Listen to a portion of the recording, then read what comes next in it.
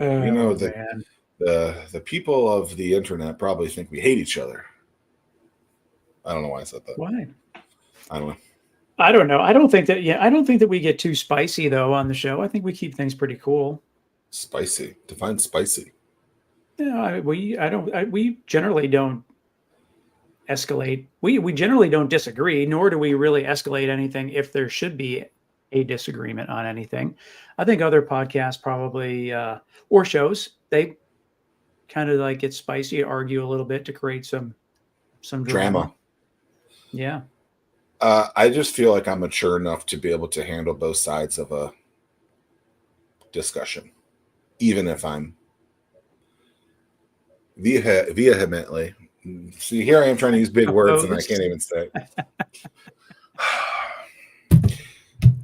Yes, Done. we've all matured a little bit as time goes on. Yeah, you know, in high school they do like all those superlatives. Mine was most likely to not mature, to grow up. You know, most likely to stay Peter Pan. That was Mm, me. I made that up, but you believed it. Yeah. yeah, mm, those those were the days. Yeah. Um, episode 273. Congratulations for getting here. We are recording this live in August of 2025. August 7th. What Two does it feel weeks. like? Why does it feel like we're in the middle of like fall? Dude, I mean, I'm a summer guy.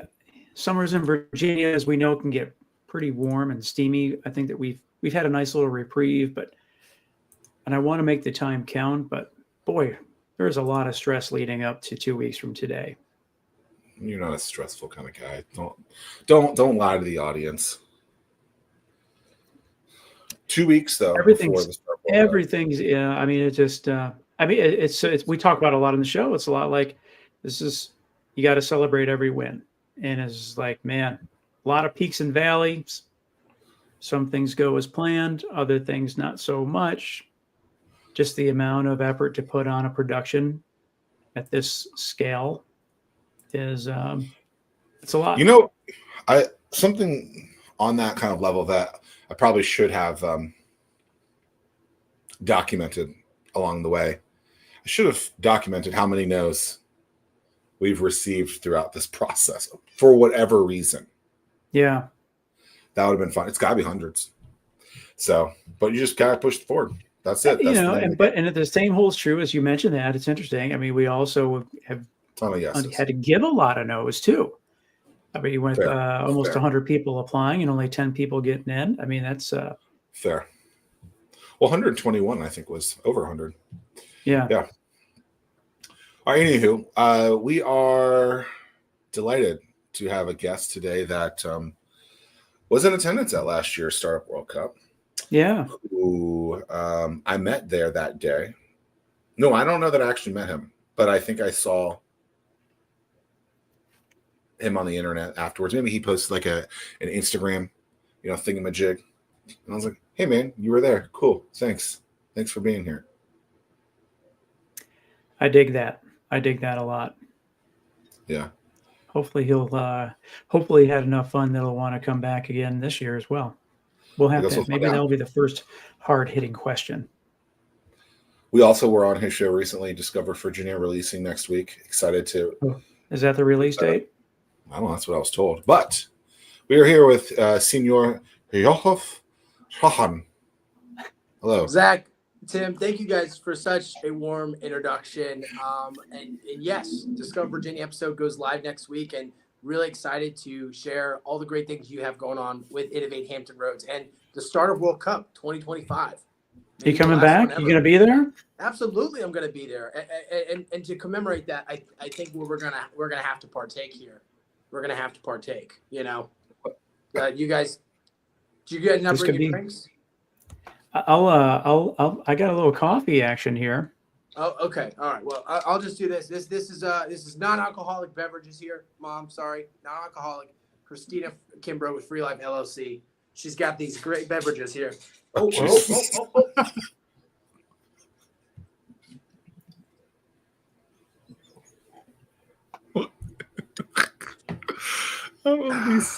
That was okay. Pouring one out for the homies. Innovate Hampton Roads. I'm excited to be on the show, guys. That was the slowest shotgun I've ever seen in my life. Oh my god! I'm a dad, and it's non-alcoholic, so it doesn't. It's got a different flavor for it. But regardless of how you partake, partake responsibly, and if you need something different, that's going to be it right there. That thing just like busted all over your glasses. Like it was pretty crazy. I mean, it's just it's a metaphor for the excitement that is to come for Innovate Hampton Roads. That was the first ever. We might have all of our guests now shotgun something. I think it's appropriate. I mean, it's almost Friday, right? You guys do a show on a Thursday, Why did you apologize to your mom for having a non-alcoholic beverage? Yeah, does she have a strict alcohol-only rule set? Yeah. Well, I mean, going all that now, but yeah, it just kind of depends. Just kind of depends. Everyone's got their flavor, and that's the great thing about Hampton Roads. Everyone's got their flavor. Everyone's got their their thing they like to do. So, and then you guys get to put it all together with your show. So, yeah, something for everybody. Wow, this is this might take a turn. I'm really excited to see where this turn goes. Right? That was quite. I don't think that was maybe some foreshadowing for our episode that's going to air next week. That was a unique thing for Zach and I. That was only the second time that we ever did a show in person together. So that was a lot of fun. Yeah, I mean, thank goodness for the Slover Library here in Norfolk. They have such an incredible space, totally free, by the way. So if anybody's looking to try out podcasting and stuff like that, or maybe come on the Discover Virginia show, that resource still stands. So yeah, thank you to the Slover for that. That's a new resource too. What's interesting is didn't you record a book there? Yeah, so when I recorded Anomaly, we tried doing it. Chris Lane, good friend. He was the producer of the audiobook for Anomaly. We tried doing it at 1701. They had too much military buff. So it was like every 2 minutes, be like, this is Anomaly. By Zach, the fighter jets practicing. Totally love it, but Sound of Freedom, baby. Had to go somewhere else. So then we go to this random. That's right, Tim. Yeah, reminds exactly. Sound of Freedom. Oh no, I was not complaining. I was just saying that we had to find a new location. Kind of sounded like you were complaining. No. Okay, well, y'all are reading that room wrong. So we had to do it somewhere else. And then I find out about a year or two ago that the Slover Library has now built an audio booth where you can do recording. So I did the What Are You Watching on Netflix book, recording in there, 2 sessions because I'm a pro. Got it in and out. Yeah, it's a great place. Totally free. All you have to do is get your library card. Well, I think that's a full Hampton Roads. Is a thumb drive. Slap that in the Super Mac that they have there. Yeah, you're right. And redo your recording. And what do those cost? Roll like with your thumb drive. 13 cents now. Go to Temu. Dude, it's ridiculous. Yeah. Remember when those things were like a lot? It's crazy. Word on the street is you can get like a 27-inch monitor for like $100. Wow, that's cool. That's cool. Yeah, tech prices, it's more affordable.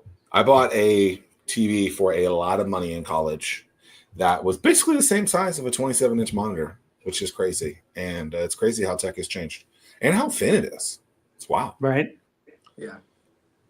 You guys remember moving those big TVs where they used to make them like super fat and you had to carry them and then slap the GameCube on top, take it to your That was what I was talking about. Yeah. I remember my buddy gave me a TV once too, and it was like 400 pounds. I was like, yo, thank God this is big, but like. Yeah. Dude, the first TV we hung up on the wall, that thing was a tank. And I'm like, man, I hope we hit the studs on the wall. Right. Yeah. Alan Hagerman said, I'd be chugging liquid death canned water. Interesting. I wonder if you can do that faster with no carbonation. Was that carbonated that you just drank? Yeah, from the sploosh, from the initial touch, I think it was carbonated. It was probably because I shook it up a bunch. But yeah. Did you shake it up? Of course, yeah. You got to shake it up. If you have 2, you can Stone Cold Austin, but those are alcoholic, so this was just a 1. Yeah. Aren't you like a Stone Cold Austin fan, Zach? Or I mean, you can get the complete Stone Cold Steve Austin, but I mean, yes. Oh, the Steve Austin. Sorry. Okay. Yeah, I'm a fan of him. You know, in high school, I think every kid was doing the DX and Stone Cold Stunning everyone in class. Yeah, teachers loved that. So okay, so you went to the World Cup last year. I don't think we had ever met before that, and I don't think you had ever met Tim before that. Correct? Yeah. I had not. I had not. No. How did you even find out? Do you even remember how you found out about it and what enticed you to go? Yeah, so it was a LinkedIn post that I saw literally the day before the event, and I was like, Oh, "Holy wow. moly, this is great! I'd love to connect with some business owners, entrepreneurs." I show up, and then it's got this energy to it, and then as soon as the girl threw the knife on the stage, that's when I knew like this was something that was like going to be memorable. And the stuff that you guys did with your comedy and the energy that you had to make it like fun and engaging.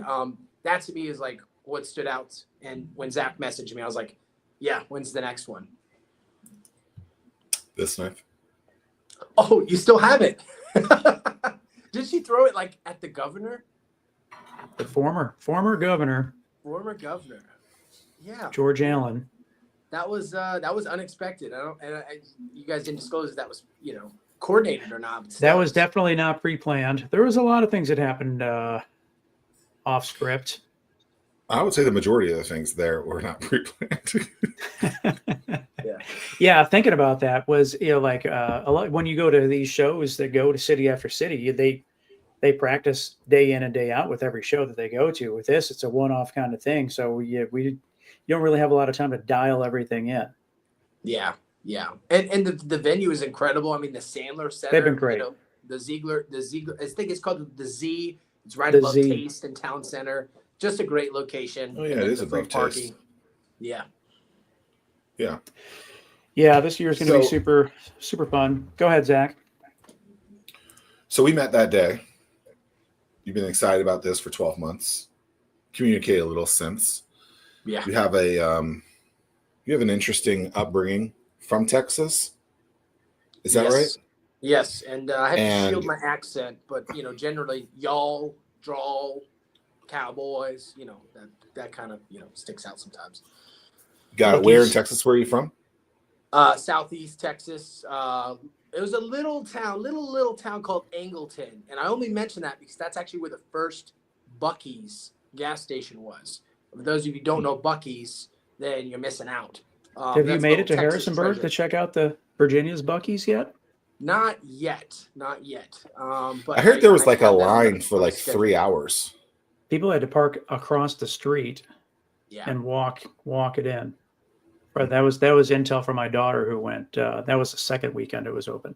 Yeah, it's an incredible experience. So I grew up in Texas. The first Buc-ee's was in the town I grew up in, and then was it a big thing then, or is it just like the hooplas?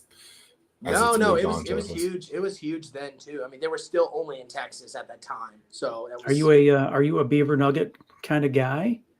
I'm clinically addicted to beaver nuggets. Yes. I was told I had to stop. That and beef jerky. Is it true they have a wall of beef jerky? They have a whole wall of beef jerky. Yeah, and they actually cool. I've been to some of the events where they have like a beaver like in the shape of the beef jerky, and then the brisket board. Oh my gosh, they have fresh brisket cooking like the whole time that the store is open, and every time they have meat on the board, they say meat on the board, and then they give it a little like just a little hey, you're okay, and some of the juice comes out and just shows how fresh it is. It's an incredible. Kind of like you shotgunning a beer and it bursting on your face. Just like that, actually. Yeah. That's how it goes. Interesting. Yeah, apparently we're getting a Buc-ee's here next year soon. Should be interesting. Yeah. Dude, it's amazing.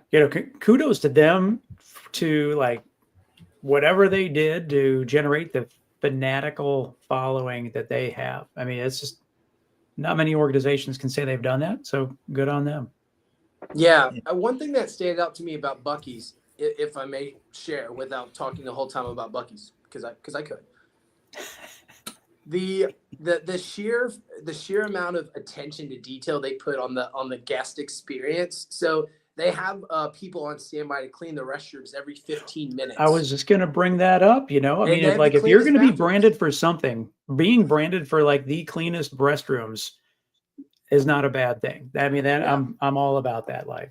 Yeah, and that's the stigma about, you know, gas stations, which is more than a gas station, but like the clean bathrooms. And then what I love most is they pay their employees above minimum wage. They've been doing that since like I was in high school. I mean, I almost got a job there, except they hired 18 at the time.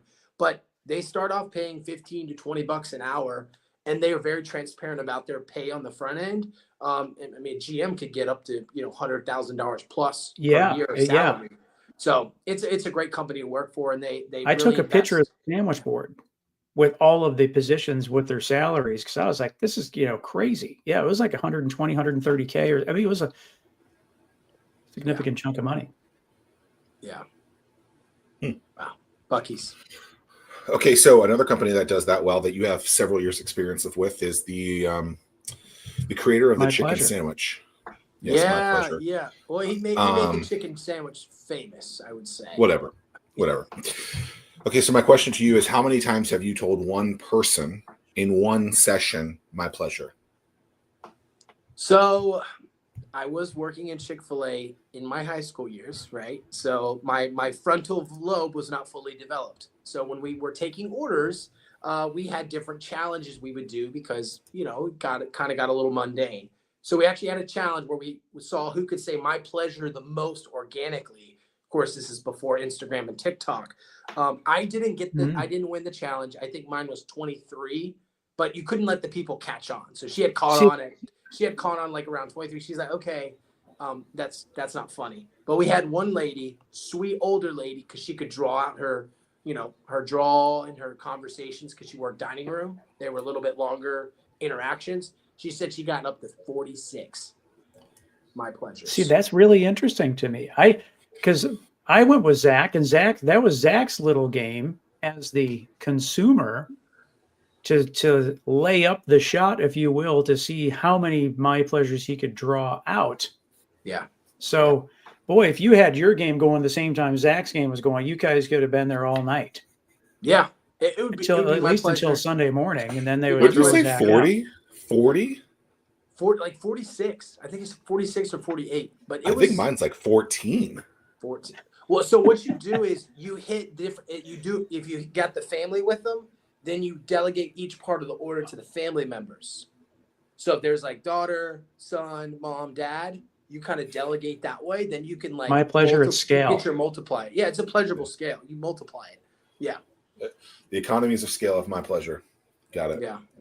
Interesting. Any major takeaways from working there that you recall? Because, you know, I often refer to, you know, a restaurant like that and maybe the Golden Arches as they sell basically the same thing, but people are going from the positive experience.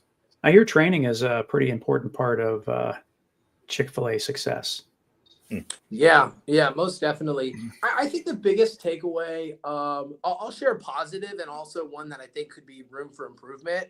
The most biggest takeaway with the training piece was like my first day, I was, you know, taking orders on an iPad. I was shadowed, and, you know, I had a manager kind of like coach me up. So that was really, really good to see and experience from like a team member level.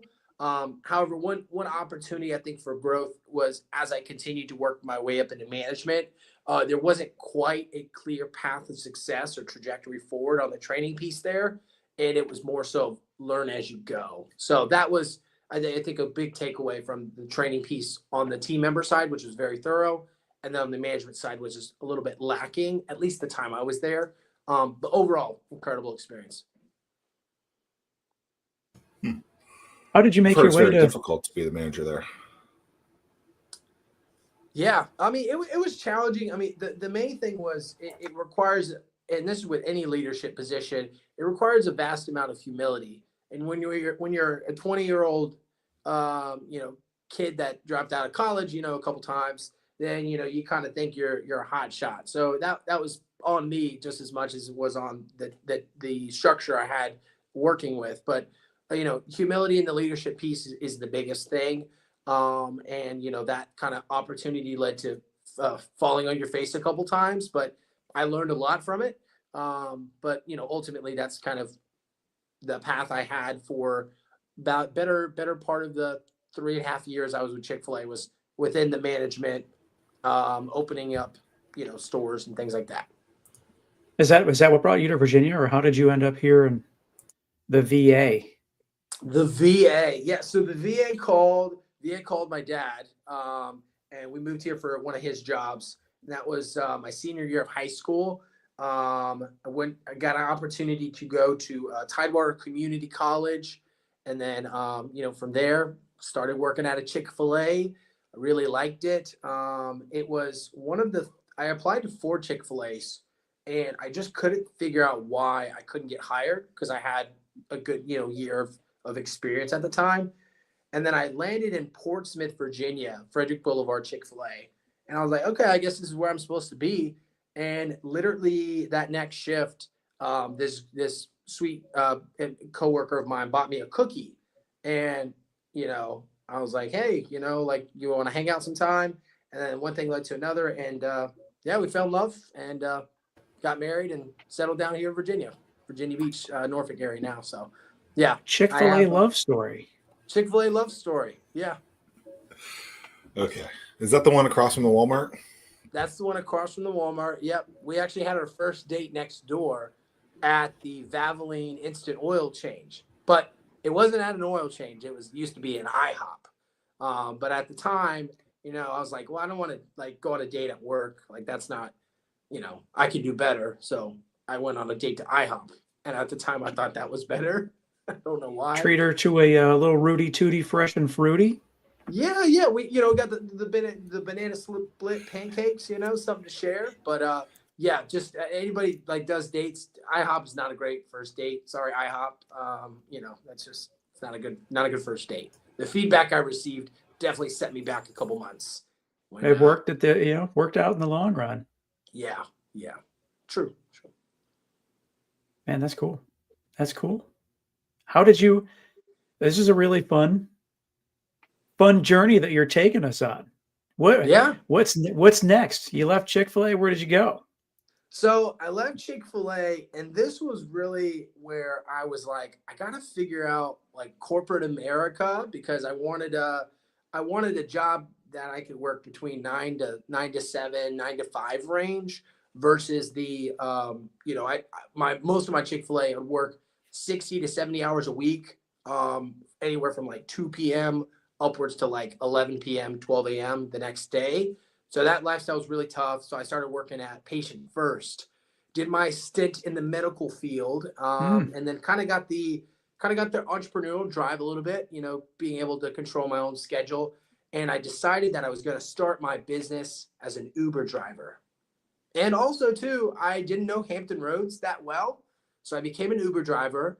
And I lived it up. I would sit at the Norfolk Airport parking lot, reading my entrepreneurial books, how to start a business. I would, chat with people about the community that I was talking about, what city they were coming from, what they liked about the area, and really kind of started to fall in love with the community a little bit more than I had previously. And then the dreaded moment happened when I broke my foot. And that really set in trajectory the next 6 years now, being in what I'm doing today, where I broke my foot. I was up on the couch. It was kind of a miserable experience. I lived on a second floor apartment. So I remember, I was very dramatic at the time, I had to like crawl up the steps because it wasn't ADA compliant or accessible. And I just remember crawling up the steps every day for a good couple months. And during that time, I literally felt low because I was low to the ground, but mentally I was kind of in a low point too. And I was like, I need to figure out like how to build something. And so I looked at the industries in Hampton Roads, and I got a 4-year degree after dropping out a couple times, but I wasn't the brightest bulb in the box. And I was like, look, there's 3 main industries in Hampton Roads. There's military, there's medical, and there's sales. I'm not strong enough to be in the military. I tried that. I wasn't smart enough to do medical. So I said, I guess I'm dumb enough to do sales. No offense, salespeople. It's not a dumb job. But I said, maybe I'm crazy enough to do sales. So then I got my real estate license February 29th, 2020. And for those of you who recall, devastating thing called COVID happened. And, that's really set into motion, my business, growing a business in really this kind of, archaic time where, face to face was frowned upon, and, really began to figure out how to grow my marketing and grow my business in more of a digital approach than a in-person approach, because I couldn't physically do anything. I'm sure that served you okay as a younger person, being native to technology, where some of the more seasoned, if you will, real estate agents may have struggled.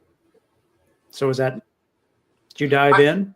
I would say it was an opportunity for me to really navigate through the digital nomad space, if you will. So yes, I recorded my first video, and obviously, real estate had a great year, financially speaking, despite the devastation that the pandemic caused worldwide.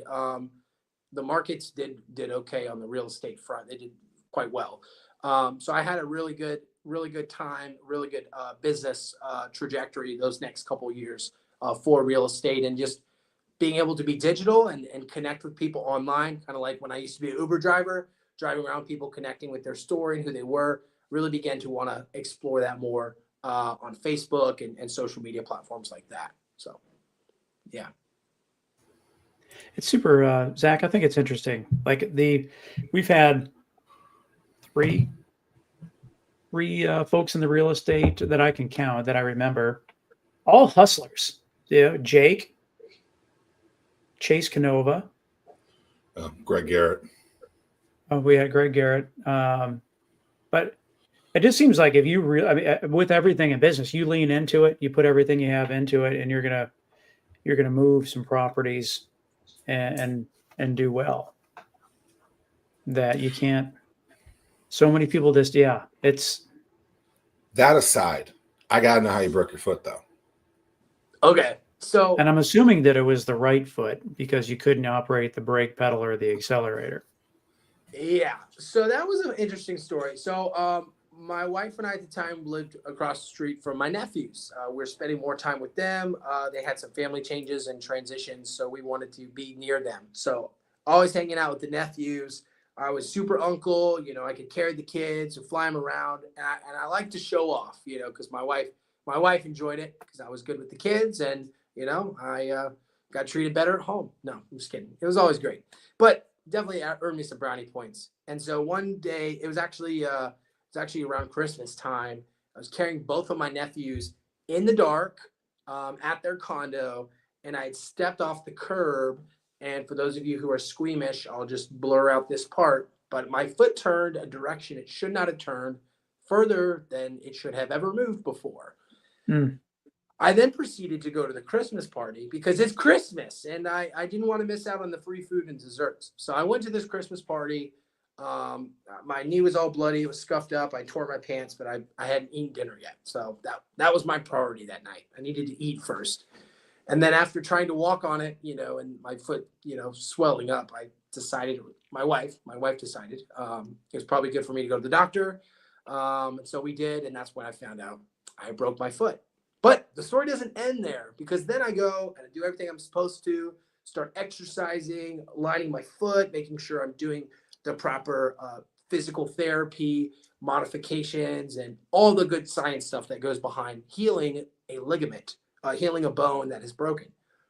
Well, 6 months later, I'm all good to go. I'm cleared. I'm now working as a real estate agent. I'm driving around, and I am playing with my nephews again. And one of them, I pick them up, and then I broke the ligament. I tore the ligament of the foot that I had injured prior. And then I began the process all over again for the next 6 months of healing that ligament, having surgery, having to be in a boot. And then probably the greatest part of my love story with my wife happened during this season, where I could not drive. It was COVID, and I literally had to ask her after she got home from work to drive me around and help show houses to people looking to buy. So I would not be here where I am today without my wife, because she her name's Anna.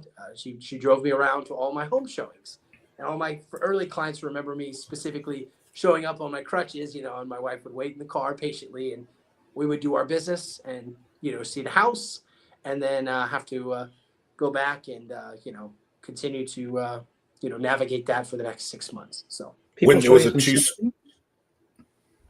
what's that, when it was a Zach? two, when it was a 2-story house, did you crawl up there and complain about it like you were in your apartment, or how did that work? I didn't complain. I just kind of grit my teeth and I was like, no, we need to see it. We need to see it, and I'd crawl up the stairs I mean, a little yeah. bit more So gracefully. Yeah. So it that was had to lead to some sympathy sales, I would think. more sympathy from she got more sympathy than I did, which was the most surprising part too. Oh No, my it God, wasn't. you I guys got to are drive like- this clown around the whole time. I'm I'm on like, side whoa, Anna. guys, I just did Anna? I just did 6 months of PT, Yeah. and now I just broke it again. I got to do another 6 months. We all She's know just driving. We all know PT is BS. Come on, brother. Well, yeah. You say your wife's name is Anna? What'd you say? Anna. Yeah. Good. But I don't know why she got more sympathy than I did, because I'm the one who had the broken foot. And I will say, Alleged. shout out to Hampton, Newport News. We got one of the best restaurants to check out. It's called Poke Bowl, and they take this bowl, this Little mature, a bowl. little premature on this. Oh, hold on now. They take this 10-ounce bowl and they pack it in with as much food as they can physically, like the container could barely handle, right? And I don't know if they still do this now, but those were some of the best poke bowls I had ever had. And it's called Poke Bowl over in the Hampton Newport News area. So I got to treat her. Got to treat her to Poke Bowl when we were touring houses. There's someone on Sesame Street called the Poke Monster. Okay. No, bad joke. What's Got Sesame it. Street?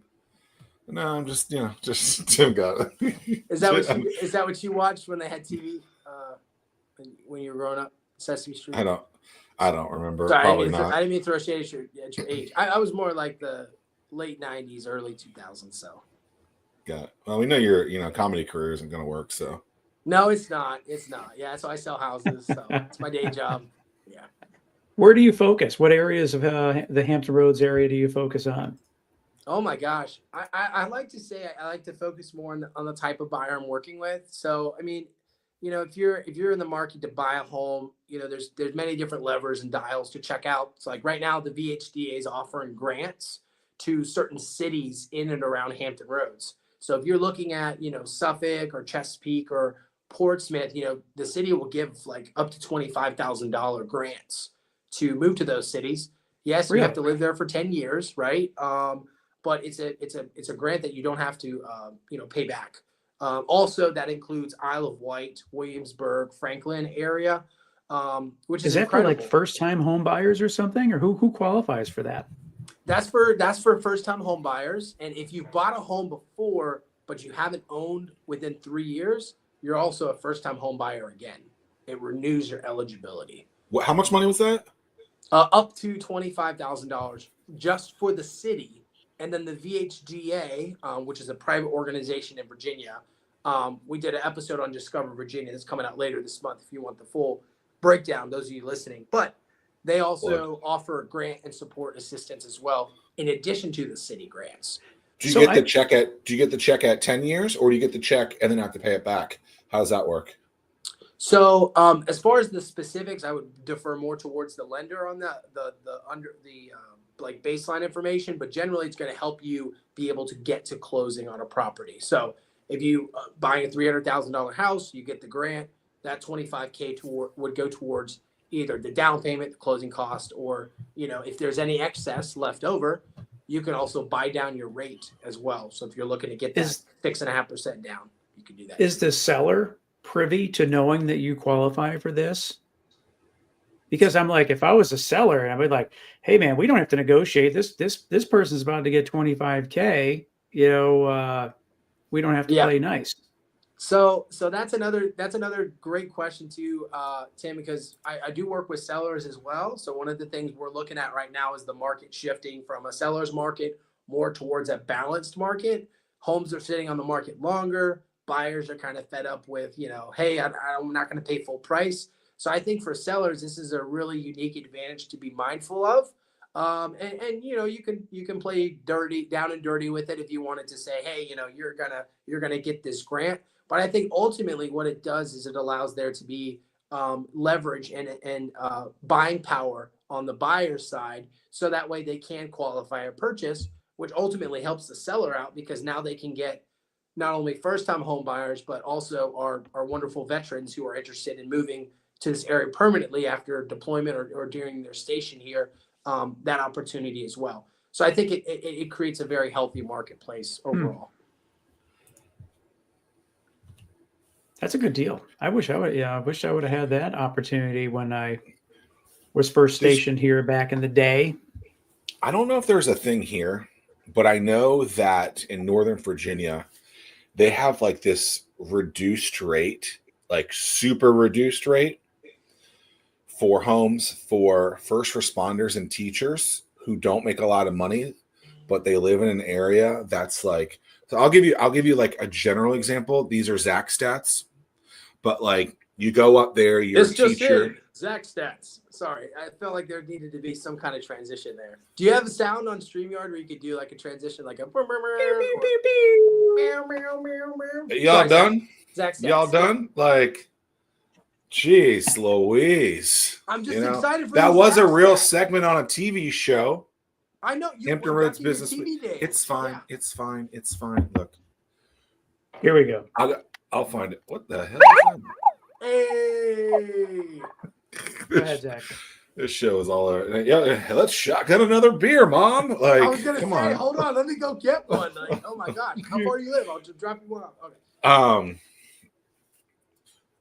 Okay, so like, let's say they make $50,000 a year in Northern Virginia. Clearly, that's not enough money to live there. They live in an area like Loudoun County, where the average house, my guess, is $600,000-$700,000 at least. Yeah. So they have these homes, maybe they're townhomes, I'm not exactly sure, but they can get them for like $150,000 to $200,000 if you have this, lined career and you stay in it for a certain amount of period of time. And then sometimes I guess there is a delta of there's too much, not enough demand, too much supply. So then I think you can apply to go live in one of those houses. And as long as you stay there for the 10 years or whatever, you can stay in it at that reduced rate, which is obnoxious. Can you imagine buying it? But then when you sell it after that 10 years, you sell it for what it's actually worth. So you're basically buying it at cost, which is wow. Do they have that stuff here? Have you ever heard of that stuff? So I do know that there are a lot of wonderful groups and organizations out there in the mortgage and lending space that offer financial incentives to buyers and sellers. Like, for example, the grants aren't extended to Norfolk and Virginia Beach. And that's something I hear a lot of from the buyer side of like, well, I want to live in Norfolk or Virginia Beach. One of the other ones I think is really cool is Wells Fargo does a couple different programs, depending on if you bank with them or not. They have programs tied into their long-term financial planning sector that can offer cash incentive up front during the home buying process. It's been a while since I've looked at those numbers, but anywhere between $5 to 10 grand range is where you're looking at. So every little bit helps, but I think the main thing is just starting with doing your research to know that there's not a singular way to buy a house. Just like there's not like a prerequisite for a 20% down payment. You can go as low as 3.5% for a traditional loan or first time home buyer, and then for our veterans, our VA buyers, no money down is another option for them as well. That I think is just important general knowledge to know. That way, when you are assessing your options, you know where to get the most bang for your buck. When it comes to buying. Not in Norfolk or Virginia Beach because of the military. And they already basically is that the reasoning behind that, or? The reasoning, I haven't spoken with anybody directly from either one of those cities. So this is a Joe stat, a Joe joke. No, not a Joe joke. No, not like a Zach segment. Zach attack. No, do it. You gotta do it, Tim. Let's get it. Come on. Okay. Okay, so no, Norfolk, Virginia Beach. I'm not sure. I haven't talked to anybody directly there. But from what I understand from my lending partners, they just don't have as much, necessarily incentive to incentivize people to move there because there's already traditional demand. for the marketplace. Yeah. Roger that. Yeah. Where do you live? Norfolk? I live in Norfolk right now. I double dip. I mean, this area is great. I mean, so I live in Norfolk on the border of Chesapeake and Virginia Beach. So we actually did a video recently where I went viral talking about the Virginia beaches, which was fun. Not because it was viral, but because I said Yeti. Apparently you're supposed to say jetty or something. I don't know. But ultimately, like I'm a transplant, and that's what the comment section, roasted me on. But I don't care. I mean, exposing Virginia Beach for all the cool stuff, as well as Norfolk and Chesapeake and all the amazing stuff on the peninsula, is what we like to do on the Discover Virginia show. It's something I like to do with buyers when they're like looking to figure out, like, when I close, like, I just want something more than pizza, like where's that good ramen restaurant or that good, Mexican restaurant to go to. So all those things I like to double and triple dip on, of just, experiencing what Virginia Beach and the surrounding areas have to offer. Yeah, let's dive into that. Talk about a little bit about Discover Virginia. What was how did you make the decision that you wanted to start your own podcast? Yeah, so it boiled down to two things. Podcasting is kind of the mainstream trend right now. I myself am not looking to aspire to be any sort of Joe Rogan or late night host show. As Zach alluded to, my jokes are not quite there yet. Although I will say I have some pretty spicy puns from time to time. But other than that, stick to my day job here. But Discover Virginia started, two reasons. One, I needed to create a large amount of content to have to delegate and distribute, because I'm working full time, showing houses, writing offers, prospecting for business. So it's not optimal to be full time content creator mode because I do have to still do transactions. So that was a way to kind of get content made ahead of time. And then secondly, my daughter at the time, we were expecting our first biological daughter, who is now with us 2 years later, Blake. And that was one of the things I wanted to be present for during those initial, first 2 years, was to be as present as I could while still managing and operating a business. So the podcast was a great way to connect with people, to create a backlog of content to then distribute, and then to also be able to have time to operate the business and attend to my family needs. So, yeah. I had a fun time doing it. It was a good time. And so it used to be interviews like this on Zoom. So we did 75 of those. That was incredible. Everyone from Sean Koyman with Ducks Unlimited to Apex Entertainment to Stormy Blue. She was like those were like all within the first 10 guests. Is that the incredible food? Is that the food IG lady? Stormy Blue? Stormy Blue and her Storm Chasers. Shout out to her branding there. She does a phenomenal job. She's a retired veteran. She does a lot in the business and restaurant community, bringing awareness to restaurants. Kind of like a localized Keith Lee. If anybody knows Keith Lee from TikTok, she does that and way more for our local community here. But yeah, those were the guests. And then after 75 interviews, we're like, hey, let's do this in person. Let's kind of make it more of a show, of an experience of sorts. And so that's how Discover Virginia evolved to what it is now, where we have a podcast studio. We have a full-time videographer. Shout out to Michael Salas with Virginia Video, and also a full-time editor as well. So we can really, create and streamline a lot of great content more quickly than we were before, and also get guests to get content to share in their profiles as well. I think that's the most rewarding part and the most engaging part for me, is to be able to provide a digital resource to someone else, especially with local businesses who may not have a budget necessarily right away, or they are just trying to figure out social media and they don't have a lump sum to pay for a marketing person up front. I think it's a great introduction to just start on videos, because we live in a vertical world, and you have to be online, and if you're not online, you have to be really, really good at what I call old school marketing, which is, knocking on doors, having really strategically placed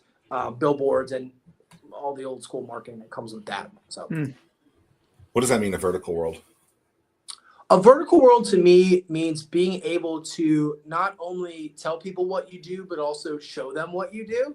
And vertical is the type of format video has. So when you're scrolling on your phone, everything is positioned vertically, except for YouTube. But YouTube now has vertical videos, so it's physically a vertical view or lens of what you're doing, and you can Right. also show people what it is you're creating or doing or aspiring to reach. I know for one of the stories we had was Remy Belsky. She was when we went to Richmond, we got to film at the amazing Quirk Hotel. They allowed us to film on their hotel site. We had Remy come on, who is a death doula. So she's certified in helping people transition out of life when they pass away. And one of the things that she aspired to do was be able to share what she does to support people as they navigate their last few days in hospice care versus what traditionally happens, where there might be some regret or some turmoil. She helps them unpack and do that. And what better way to share that and then to share the stories of the people she's helped. So that's what living in a vertical world means to me. I would think that from a vertical perspective and being a photographer, well, you're not really a photographer, you're a host. You would center yourself a little bit better so that in post you aren't cockeyed like this the whole time. You don't get what I'm saying. Got it. Yeah. So I mean, the great thing about video is, are you just busting the bricks behind me, man, or are you serious? You always want to record horizontally, but you could edit the video to go. I know, and I'm saying you could center up a little bit better. Well, right here, right? Am I centered up a little bit more? You were, and then you slide left, slide right. Slide like, what is this? The cha-cha slide? Like, come on, man. I'm in a chair with wheels, so that's part of it too. Also, I'm just matching your energy. I mean, you're standing up. I didn't know whether to stand or to sit, so I'm just kind of doing the middle. I just recently, I don't know, 3-4 months ago, started standing for these. Okay. You feel a I didn't difference? used to. What? Do you feel a difference? Do you feel more creative? Hold on, let me try this here. We're gonna stand for these. Hold on. I'm joining the stand crew. Let's see. Do I feel more creative? No. I just know, like, if I am stuck and I need to really think about something, I can move though. If I go for a walk, then that will spark some, or if I stand up, that will spark some creativity. I used to have a standing desk, but no, I don't like it. I don't know. I guess it just depends on the conversation. He just said he doesn't like the conversation. Great. Do you think you could have shotgunned a little faster if you were standing, though? Yeah, I don't think I can shotgun fast at all. But I'm going to try again. That is a factual statement. I'm going to try to shotgun again. I'm going to go on what's that new podcast? Jeff Britton's Cockpit Conversations. I'm going to go on there and shotgun one in an airplane. We'll see if I can do it. Hey Siri, what's the slowest shotgun of a not? Let's find out. Hey Siri, what's the episode 273 of the Frozen 4 show of a beer ever? I don't like whatever it went on its own. That robot does not. Siri might be the dumbest robot. Siri's tough. Siri's tough to work with. Yeah. Setting a timer is about that maxes capabilities out. I don't know even that sometimes.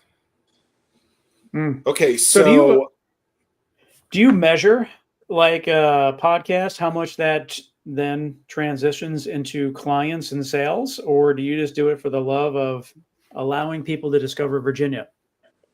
Yeah, great question. I think both can be true. So originally it started off with wanting to connect with people in non-competing industries because I wanted to build my referral network. I started the show 2 years ago this month, and during the 2 years prior, it was mostly COVID, mostly social distancing, and networking and face-to-face was kind of frowned upon. So people didn't really know who I was.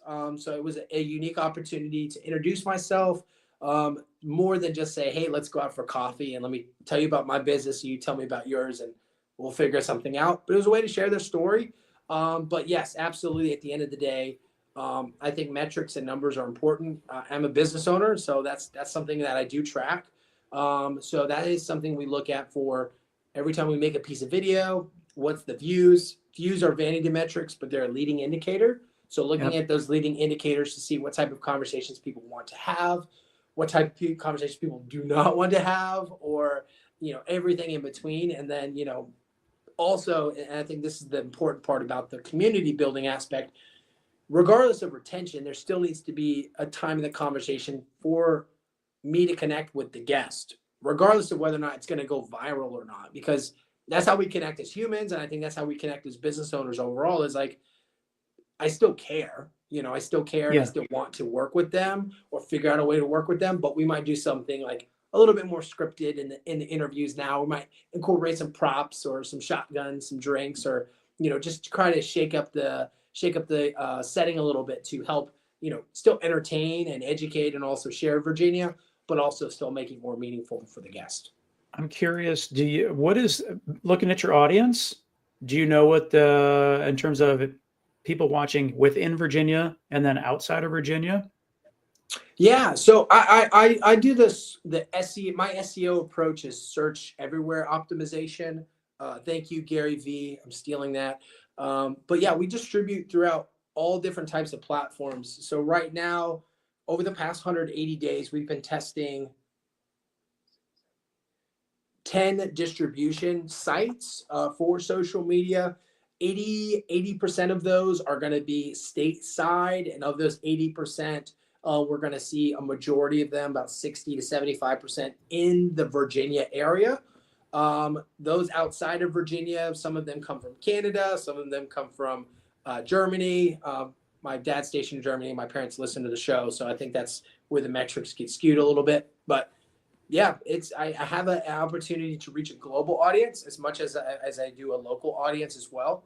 And so that's where I'm kind of seeing where people are watching from.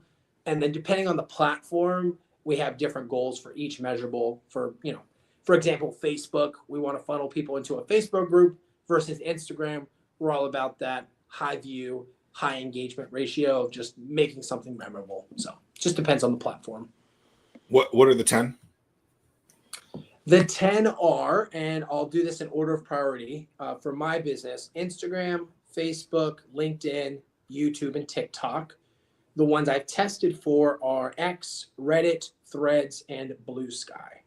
And then we use a platform called Buzzsprout, which is audio only, and that distributes to 10 other audio sources as well. So 20 in total, but the metrics are really small for the audio platform because, most people for my audience are watching a video, or they're just engaging through the clips versus the sit down long form, approach.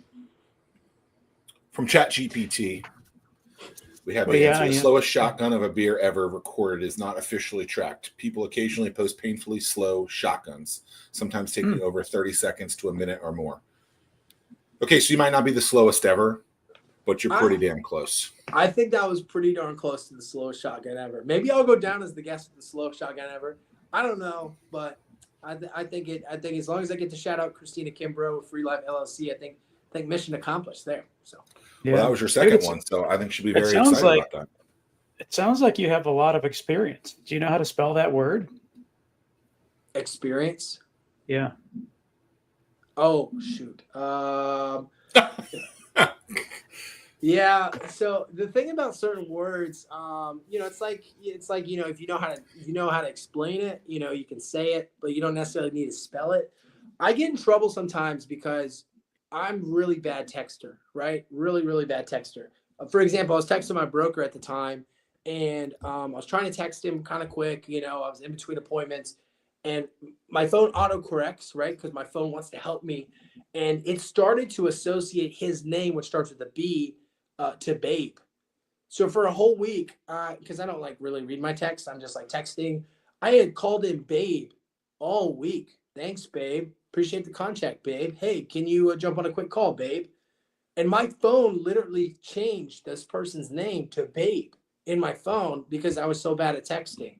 So finally, at the end of the week, I had a meeting, and I was like, what is this about? And he's like, it's kind of appropriate. You keep calling me Babe. And I was like, totally floored that had happened. So yeah, just watch what you text people. You never know if it could be autocorrecting to something else. Yeah, it's definitely true, Babe. But that does not help us with you. So sometimes Tim's like little like, oh, it's fine. Listen, babe, I'm just gonna need you to spell experience right now.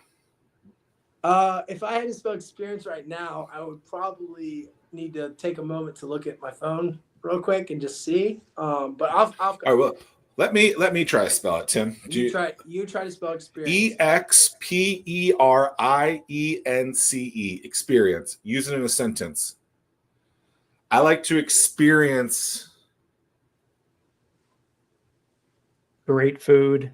great the food Yes, great in food. the Hampton Roads area, babe. You know what would be a funny idea, babe?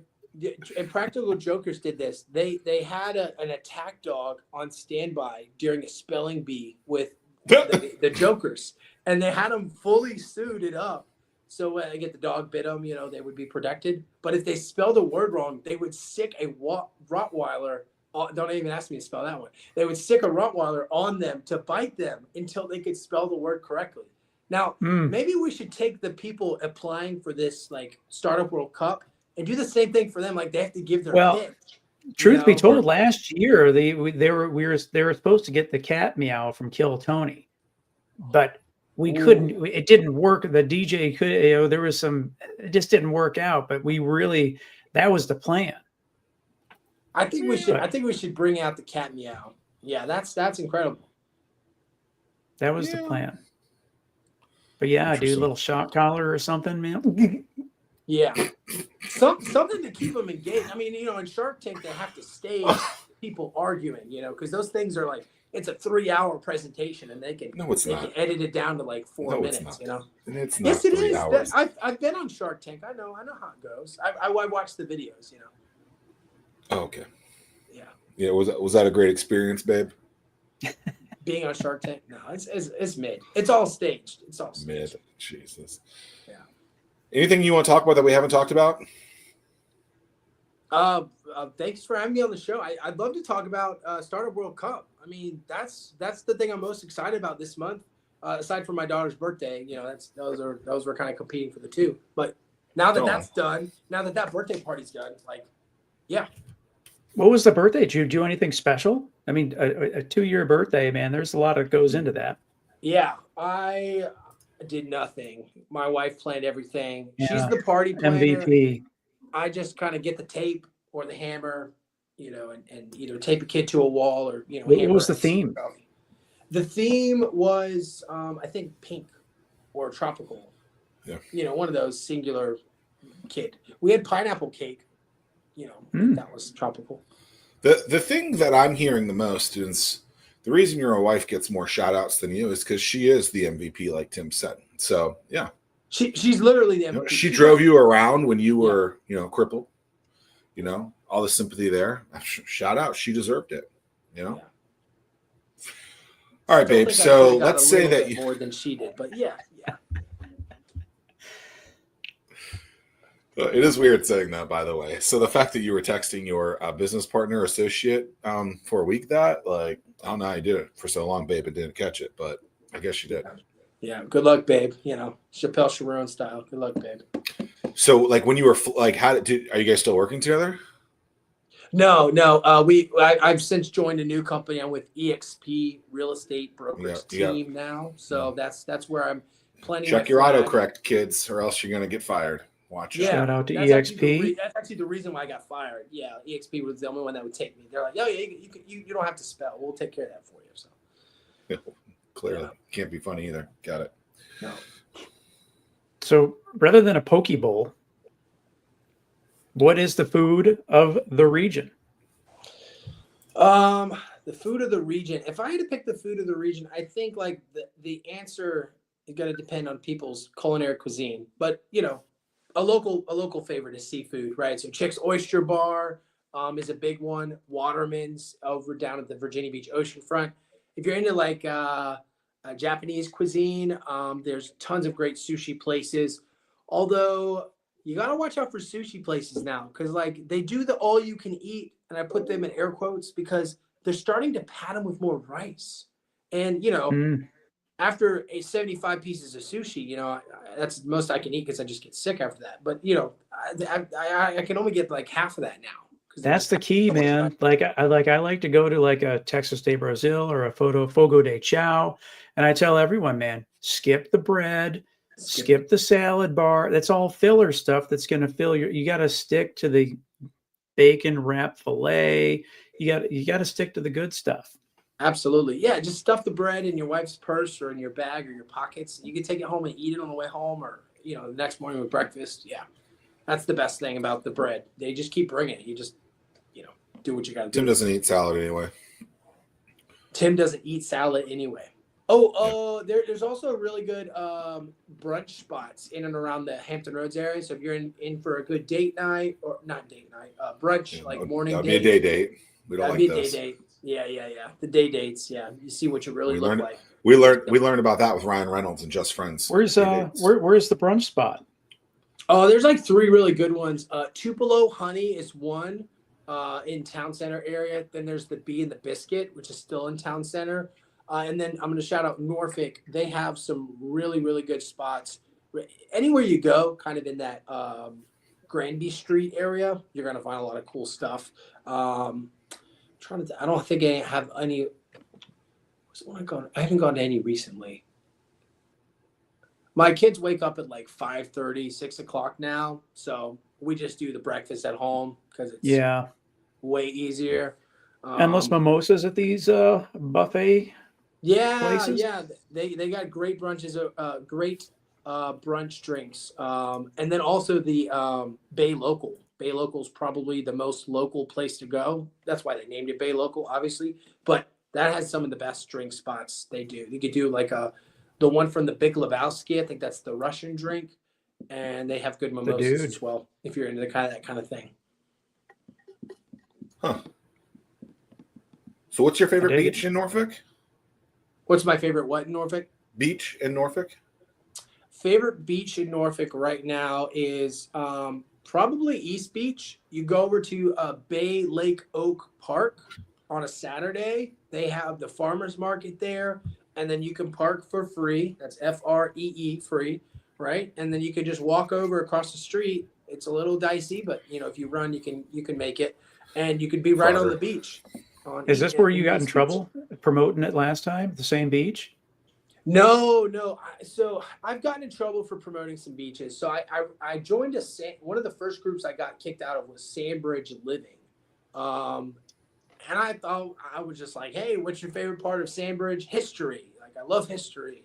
And so then I would get like locals to like tell me the history of Sandbridge or like these cool spots where people could go. And then I started sharing those, and the admin was like, hey, you can't share that.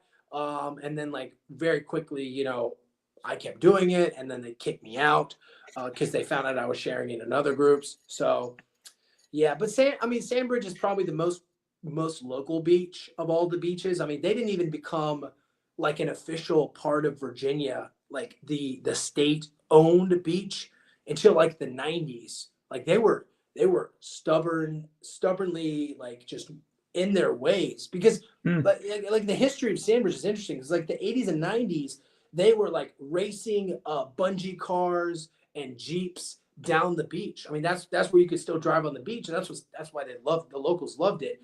They did a lot of other stuff that I won't mention here, but it was more PG-13 up in the Sandbridge area. But the swamp has since dissipated all of that. But anyways, the biggest thing was the sewage. They couldn't figure out the sewage because it was owned by the locals, but because of the erosion and everything with the sand, they eventually can't really have a septic tank in your backyard there. No. The city had to give the locals had to give the land back to the state so they could manage it and take care of the plant. Interesting. Nothing like a Facebook group getting kicked out of that. Way to go. Yeah. Well, fortunately, there's some good Facebook groups out there. Virginia Beach is one of them. Discover Virginia Beach is another that I manage. I ended up just managing them. It was a lot easier than having to fight. So you got to join these groups if you want to all the local intel where all the that wasn't local cooler only stuff. I was really hoping he was going to get. I thought I was grabbing another drink out of a cooler, but no, I guess not. No, I'll grab one. I'll grab one for the finale. But yeah. That's those are the groups, and main thing is just to follow me on Facebook and Instagram. It's just Joseph Trahan, or I am Joseph Trahan. I post a lot of local stuff. Like recently, there's this new Airbnb that is it's a boathouse, and this company does like luxury boathouses, and they just parked it over on the Chesapeake Bay. Well, I'm hoping to do a podcast shoot out there, but that just dropped, which is phenomenal because, you know, if you want the beach but don't want the sand, which a lot of my friends, you know, don't like the beach for, that's a good place to go. I think I just posted it recently. I don't remember the name, but yeah, it's a new boathouse that you can rent and stay the night. I like the beach, but not the sand. Okay, you have some interesting friends. It's kind of just part of the situation, babe. You just got to deal with it. So. Yeah. Some people, you know, they have their preferences. You know, there's beaches out in Suffolk too. Now those I'm not allowed to disclose. I had to sign NDAs for those. But yeah, there's private beaches in certain communities. But if you're looking to buy a house in Suffolk, I can tell you about them. But yeah. Okay. Love it. Joe, appreciate your time. This has been lovely. You were great. Well, thank you for your time. Thanks for having me on. So Yeah. when are we going to do this whole Startup World Cup thing? That's coming up 21st? August 21st, 2 weeks from today. 2 weeks from today. Can you give me a heads up now about the cool stuff going on, or do I have to wait to show up to see it? We're not telling you anything. We haven't told anyone anything. Yeah, that's what I thought. Partly because we're still nailing stuff I figured I'd at down. least ask. I mean, I know before the call, you know, you guys had to like mute and like talk about the other stuff going on. I heard like something super secret government clearance things are going on that you'll find out in approximately 14 days. The thing to know is 7 hours. Something about it's like not a Virginia traditional Beach business team, pitch thing. Virginia Beach sports team, something like that. I don't know. You know, It's not a traditional business event. We'll leave it at that. Yeah. Okay. As Zach and I say, it is, if you take a pitch competition, which this is, add the element of the Savannah Bananas to it. That's what so we're you're doing. saying there's a chance the Savannah Bananas could be there. We're exploring We can't options. disclose these kinds of things, babe. Oh, come on, you come gotta give me on. something. I'm like The goal is maximum biggest fan. maximum dopamine hits for everybody. Well, I'm excited, and if anybody, if it's anything like last year throwing knives on the stage, then that's chef's kiss. I'm gonna be there for it. Not plural, singular knife, and this is actually a fish scaler. Well, this has been lovely. This might be the record for the longest. Yeah, episode. well, it's still going. You know, Yeah. Well, what else do we want to talk about? 2, 1. Bye.